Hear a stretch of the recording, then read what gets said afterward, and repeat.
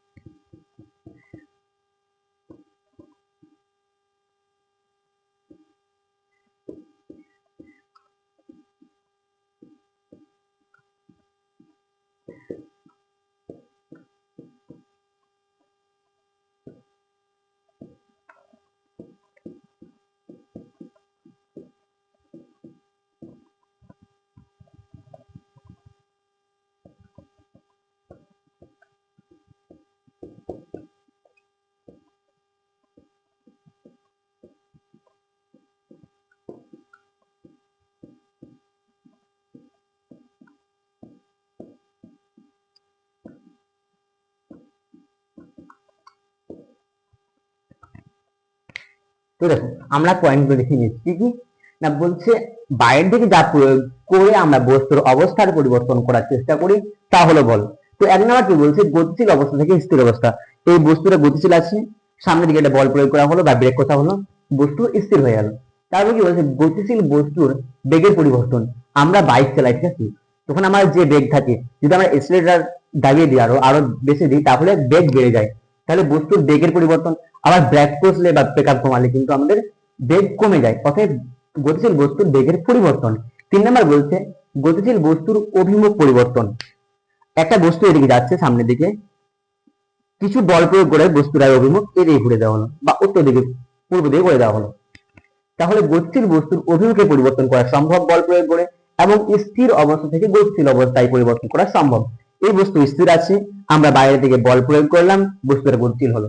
তো এই 4টা পয়েন্ট বলের প্রভাবে ঘটে থাকে। এবার দেখো বল, এই যে আমরা বল পড়লাম, বাইরে থেকে যা প্রয়োগ করে বস্তুর অবস্থার পরিবর্তন করা হয় বা পরিবর্তনের চেষ্টা করা হয় তাই বল। এই বল আসলে দুই প্রকার, এই বলটা আসলে দুই প্রকার। কি কি? এক নাম্বার হচ্ছে কার্যকর বল, আর 2 নাম্বার হচ্ছে প্রতিমিতি বল। বা 1 নম্বরে প্রতিমিতি বল, 2 নম্বরে কার্যকর বল। তো 1 নম্বর কি?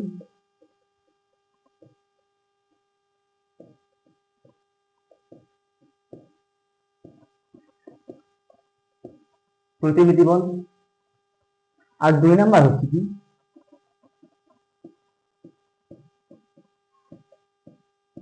কার্যকর বল। এর প্রতিমিতি বল আর কার্যকর বল কাকে বলে?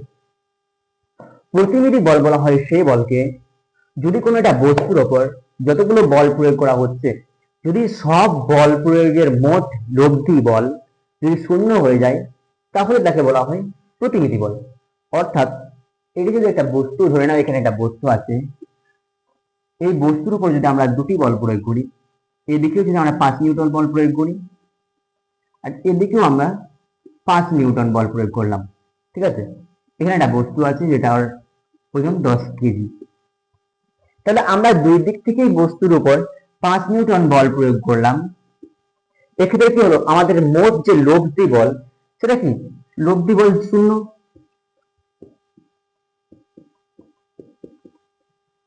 লব্ধি বল শূন্য, রাইট। তাহলে যদি কোনো বস্তুর উপর প্রযুক্ত সব বলের লব্ধি বল, লব্ধি মানে কি? যোগফল বল, আমাদের কোনো বস্তুর উপর যদি সব বলের যে লব্ধি বল, সেই লব্ধি বলটা কি যদি শূন্য হয়, তাহলে সেই বলকে বলা হয় প্রতিমিতি বল। ধরো এটা একটা বস্তু, আমি এই দিক থেকে যতটা বল প্রয়োগ করছি, এই দিক থেকে ঠিক সেই পরিমাণ বল আমরা প্রয়োগ করছি, তাহলে এই বস্তুর এখান থেকে কোনো সরণ হচ্ছে না। কিন্তু এটা যদি বস্তুটা অনেক নরম হতো, বা এটা যদি একটা বস্তু বানিয়ে দিই আমরা, তাহলে দেখো আমরা যদি দুই দিক থেকে সমান পরিমাণ বল প্রয়োগ করি, তাহলে বস্তুর আকৃতির পরিবর্তন হচ্ছে। তো প্রতিমিতি বলের ক্ষেত্রে বস্তুর আকৃতির পরিবর্তন হবে, কিন্তু বস্তুর অবস্থার কোনো পরিবর্তন হবে না। যদি বস্তু গতিশীল অবস্থায় ছিল, তো বস্তু গতিশীল অবস্থাতেই থাকবে, এবং যদি বস্তু স্থির অবস্থায় ছিল, তাহলে বস্তু স্থির অবস্থাতেই থাকবে। প্রতিমিতি বলের ক্ষেত্রে কোনো আকৃতির পরিবর্তন হয়, কিন্তু কোনো অবস্থার পরিবর্তন হয় না। তো চলো আমরা যেগুলো বললাম সেগুলো সব একটু লিখে নিই। তো দেখো প্রতিনিধি বল সম্পর্কে যা বললাম সবকিছু লিখে দিয়েছি।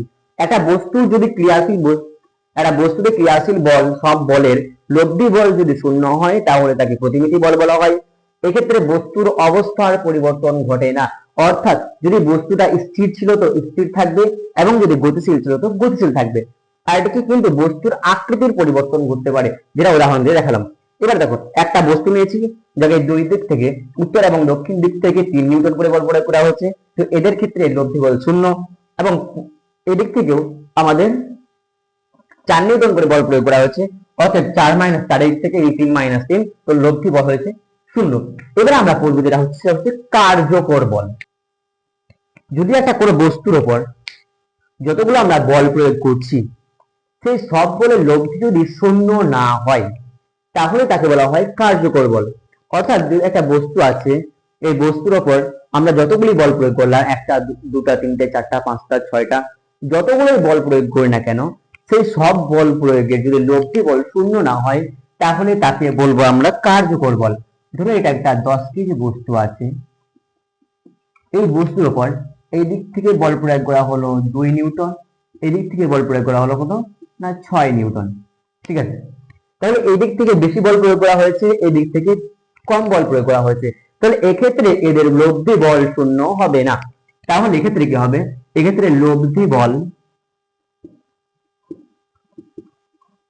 কি হচ্ছে এদিকে 6 নিউটন, এর সঙ্গে বিয়োগ বসি কত 2 নিউটন, তাহলে যেটা রইলো সেটা হচ্ছে 4 নিউটন বল সামনের দিকে প্রয়োগ করেছি। তাহলে এই বস্তুটা যেটা যেটা হবে সেটা হচ্ছে এইদিকে সামনের দিকে 4 নিউটন বল, এটা 10। এবার দেখো যদি এই বস্তুটা স্থির অবস্থায় থাকতো তাহলে স্থির থেকে বল প্রয়োগ করার ফলে বস্তু গতিশীল হতে পারতো। আবার এই বস্তুটাই যদি গতিশীল অবস্থায় থাকতো তাহলে বল প্রয়োগ করার ফলে এদের লব্ধি বল শূন্য না হওয়ার জন্য এই বস্তুর বেগের পরিমাণ বৃদ্ধি পাবে। তো কি না কার্যকর বলের ক্ষেত্রে বেগের পরিবর্তন হতে পারে, স্থির বস্তু থেকে গতিশীল হতে পারে, কিন্তু এই ক্ষেত্রে লব্ধি বল শূন্য হবে না, পুরোটাই একদম প্রতিমিতি বলের উল্টো। তো আমরা এবার কি করব না যা যা বললাম কার্যকর বলের জন্য সবকিছু লিখে দিই। দেখো কার্যকর বল একটি বস্তুতে যদি ক্রিয়াশীল সব বলের লব্ধি বল যদি শূন্য না হয় তাহলে সেই বলগুলিকে কার্যকর বল বলা হয়। এক্ষেত্রে যেটা দুটি বললাম, এক স্থির অবস্থা থেকে গতিশীল অবস্থা এবং গতিশীল বস্তুর বেগের বৃদ্ধি হতে পারে, এক্ষেত্রে বেগের কোনো হ্রাস হবে না। আমরা যেটাই হোক যে বলটাই পাচ্ছি না কেন লব্ধি বলের ক্ষেত্রে সেটা কিন্তু মাইনাসে নয়, সেটা কিন্তু এটা বেগের বৃদ্ধি হচ্ছে, তো বস্তুর বেগের বৃদ্ধি হবে। এবার দেখো এখানে একটা বস্তু আছে যার ওজন হচ্ছে 5 কেজি, এই বস্তুর এই দিক থেকে 20 নিউটন বল প্রয়োগ করা হলো এবং উল্টো দিক থেকে 4 নিউটন বল প্রয়োগ করা হলো। এক্ষেত্রে এর যে লব্ধি বল হয়েছে সেই লব্ধি বলটা হচ্ছে 16 নিউটন। তো এই বস্তু যদি স্থির অবস্থায় ছিল সেটা গতিশীল অবস্থা হয়ে যাবে, অথবা এই বস্তু যদি গতিশীল অবস্থাতেই ছিল তাহলে তার গতির বৃদ্ধি হবে। তো আমরা আজকে কি কি বললাম, প্রথমে যেটা বললাম সেটা হচ্ছে নিউটনের প্রথম গতিসূত্র, কি না বাইরে থেকে যদি আমরা বল প্রয়োগ না করি তাহলে স্থির বস্তু চিরকাল স্থির থাকবে, একদম যতদিন টিকে থাকবে, এবং গতিশীল বস্তু চিরকাল গতিশীল থাকবে, এদের অবস্থার কোনো পরিবর্তন হবে না। দ্বিতীয় ক্ষেত্রে বল হচ্ছে দুই প্রকার, এই বল কাকে বলে না বলকে বলা হয় বাইরে থেকে যা প্রয়োগ করে আমরা কোনো বস্তুর গতি বা স্থিতি কোনো অবস্থার পরিবর্তন ঘটানোর চেষ্টা করছি তাকে বলা হয় বল। এই বল দুই প্রকার, প্রতিমিতি বল এবং কার্যকর বল।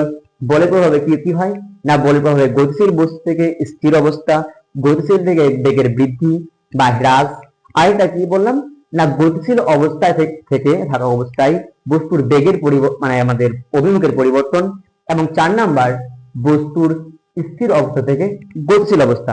এই বল দুই প্রকারের হয়, এক প্রতিমিতি বল আর দুই কার্যকর বল।